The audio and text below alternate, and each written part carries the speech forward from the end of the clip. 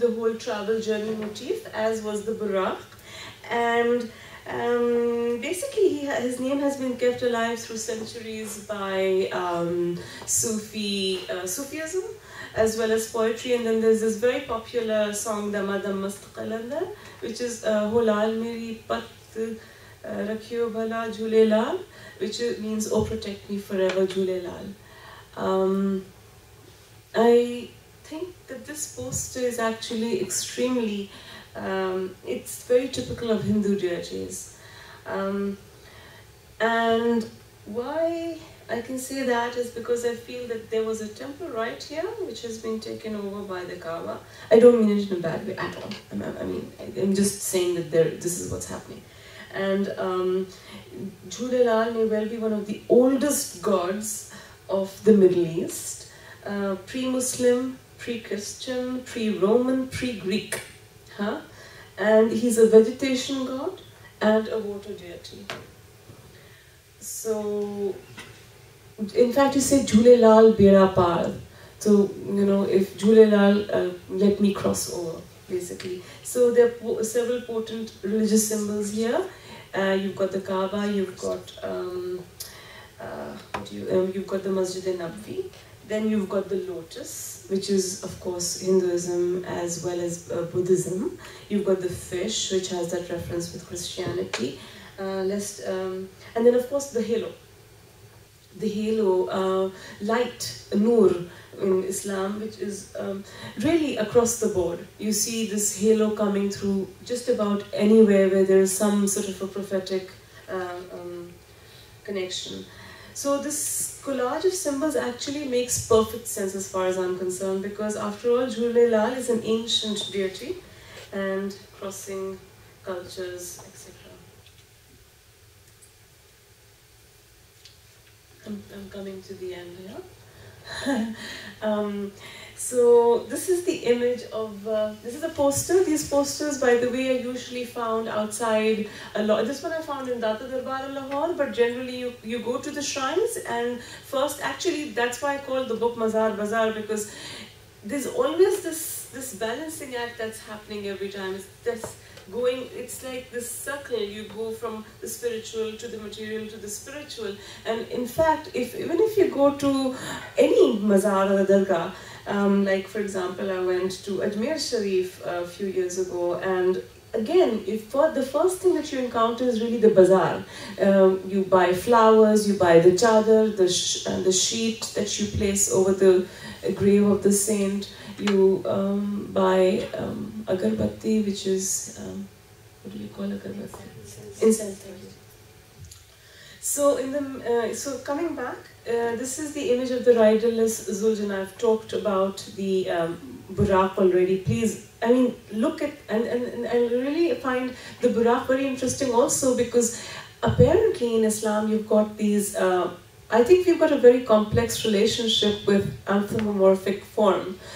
So this is actually a woman's face which has been placed in, and in the original it was never meant to have a human form at all, really. But this is the riderless Zuljana on the left, and where the hero narrative that we've been talking about, it really is coming full circle in the idea of death and of course then rebirth. And the crescent is another huge symbol, and that of course is because we follow the lunar calendar. I'd like you to please read that.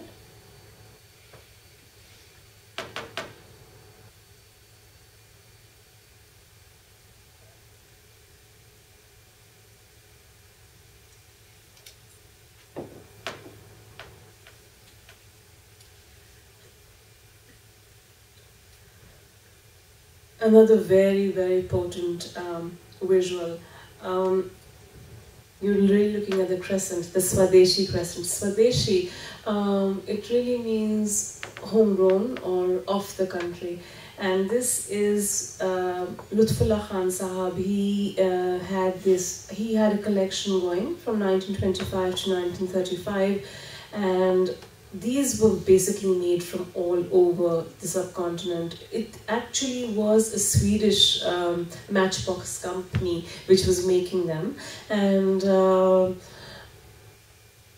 why I got interested in the first place was because we've got safety matches, and they have a pair of scissors on it. I can show them to you in the book actually, and they are still in use.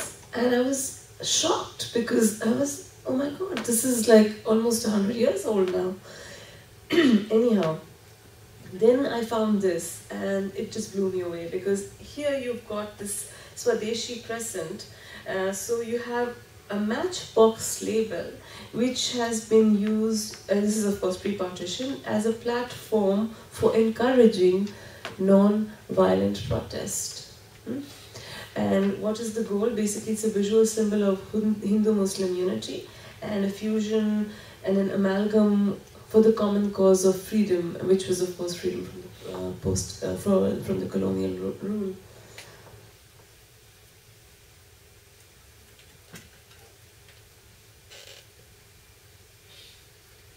And of the birth of a nation.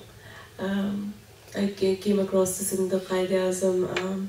This Mazar, there actually is a wonderful museum attached to it.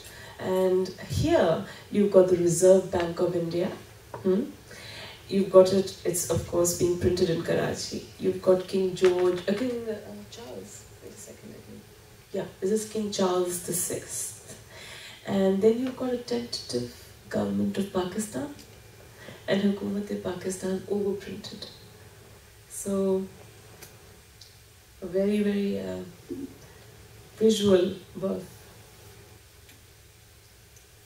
And this is where I think, when you think about Pakistan today, I think a lot of Pakistanis are going through a huge introspection. A lot of them are looking back as to how did we end up here really.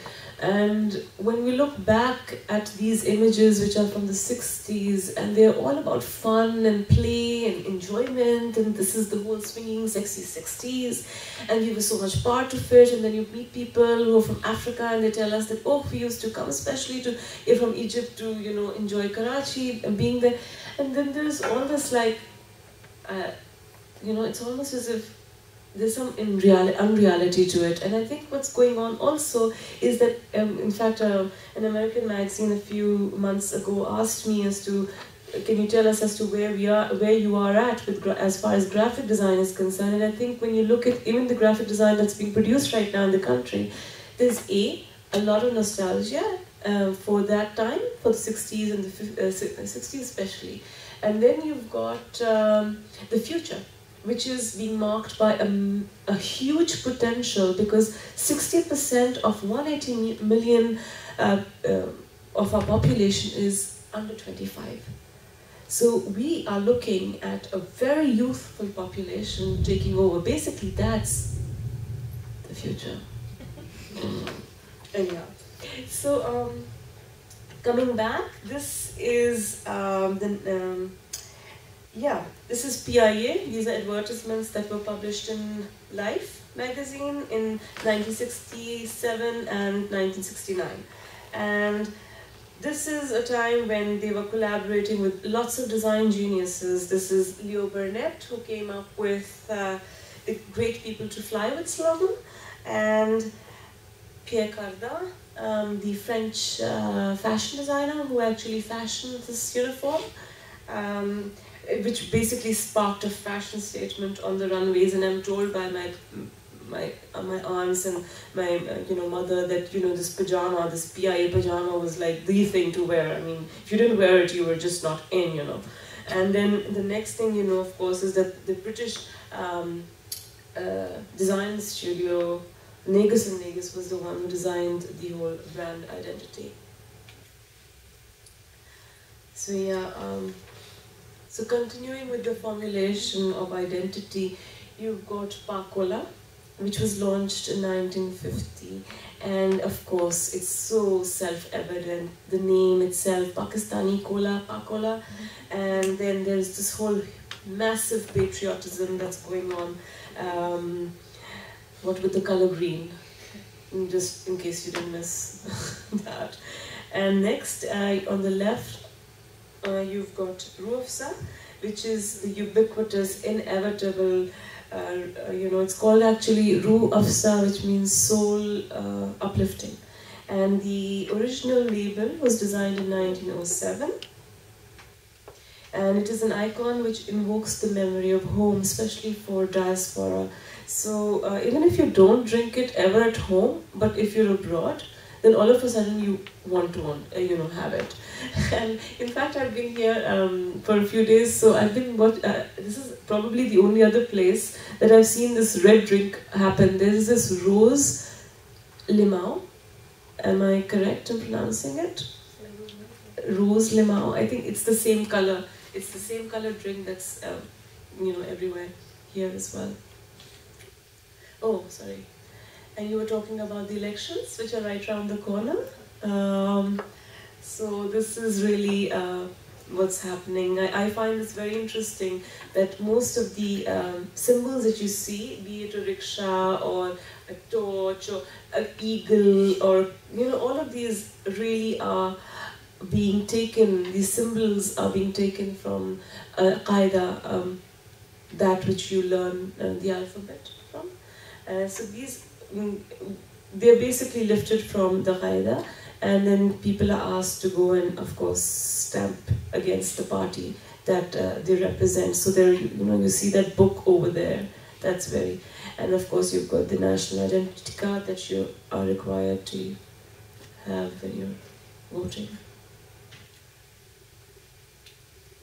This is Arif Mahmood's photograph for last time of how there is this whole tamasha that's happening. In fact, right before I was coming, I was coming from, there is this on Clifton Road, Teen Talwar, and I was going, and on the right hand side something was happening, and I had to stop the car. There was a whole caravan of camels. Please note, there were at least 50 camels, because these are camels with all these tassels. They have all these tassels. They're very colorful. They usually you take a ride on them at the beach. Huh? They were on the road. Then there were all these horses on the road, and then there were cars. And actually, it was Pir Pagara, this politician, who was going with his little caravan to sort of ensure that he is seen and that people understand that he's there. And this is a really street performance happening. So finally, in this course of study, I think what I've actually realized is that Pakistan and the visuals that you come across in Pakistan most of the time, and a lot of it has been really influenced by the many diverse civilizations that we have interacted with over the last many centuries, in fact millennia.